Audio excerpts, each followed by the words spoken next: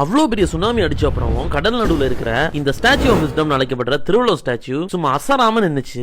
இந்த statue open பண்ணி 25 years ஆகுதுங்க. இந்த ஸ்டாச்சு வடிவமைக்கப்பட்ட விதமே செம்மையா இருக்கும். கணபதி அப்படிங்கிறவர் தான் இந்த சிலையை வடிவமைச்சிருக்காரு. இந்த ஸ்டாச்சுவோட மொத்த ஹைட் 133 ஃபீட். 95 ஃபீட் கொண்ட இந்த சிலை 21 அடுக்குகளையும் கீழே இருக்கிற பீடம் 13 அடுக்குகளையும் கொண்டதா இருக்கு. இந்த திருவள்ளுவர் ஸ்டாச்சு செய்ய கற்கள் 3 இடத்துல இருந்து எடுத்திருக்காங்க. சிலை கீழே இருக்கக்கூடிய ஆதார பீடம் கன்னியாகுமரியிலையும், சிலையை சுத்தி இருக்கிற பெரிஃபெரல் வால்ஸ் ஸ்டோன்ஸ் அம்பாசமுத்திரத்திலையும், 95 ஃபீட் ஸ்டாச்சு சிலை செய்ய காஞ்சிபுரம் சிறுதான்மூர்ங்கிற ஊர்லயும் எடுத்திருக்காங்க.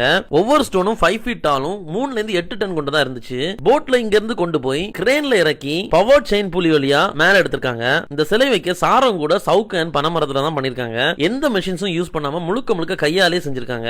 7000 டன் கொண்ட இந்த ஸ்டாச்சுவை 2400 ஸ்கொயர் ஃபீட் ஸ்பேஸ் கொண்ட பாறை தாங்குவான் ட்ரில் பண்ணி செக் பண்ணதுல 200 அடி ஆழத்துக்கு மேல அந்த பாறை ஆழமா போயிருக்கு. பழைய மரபுகளால கட்டப்பட்ட தஞ்சாவூர் பிரகதீஸ்வரர் கோவில் டெக்னிக்ல தான் திருவள்ளுவர் ஸ்டாச்சுவும் கட்டப்பட்டிருக்கு. அதனால கடலும் மலையும் இருக்கிற வரைக்கும் இந்த ஸ்டாச்சு நிலைச்சு நிக்குமா. சுனாமி அண்ட் ஓகி சைக்ளோன் வந்து ஸ்டாச்சு எவ்வளவு ஸ்ட்ராங்கா இருக்குன்னு நேச்சரே கிளியரன்ஸ் கொடுத்துட்டு போயிடுச்சு. ஸ்டாச்சு ஆஃப் லிபர்ட்டி மாதிரி இந்த திருவள்ளுவர் ஸ்டாச்சுவும் ஃபர்ஸ்ட் கண் வரைக்கும் மேல போய் பாக்குற மாதிரி பிளான் பண்ணிருக்காங்க. அப்புறம் திருவள்ளுவர் வெளியே நின்று பார்த்து மரியாதை செஞ்சா போதும்னு அந்த முடிவை கைவிட்டிருக்காங்க. இப்பவும் கழுத்து வர போக மேல வர ஸ்டெப்ஸ் இருக்கான். இருந்தாலும் மெயின்டெனன்ஸ் தவிர வேற யாரையுமே அலோ பண்ண மாட்டாங்க. இந்த வீடியோ உங்க ஃப்ரெண்ட்ஸுக்கு அனுப்பி கொடுத்து Thiruvalluvar statue, glass bridge and Vivekanandar rock memorial பார்க்க போமான்னு கேளுங்க.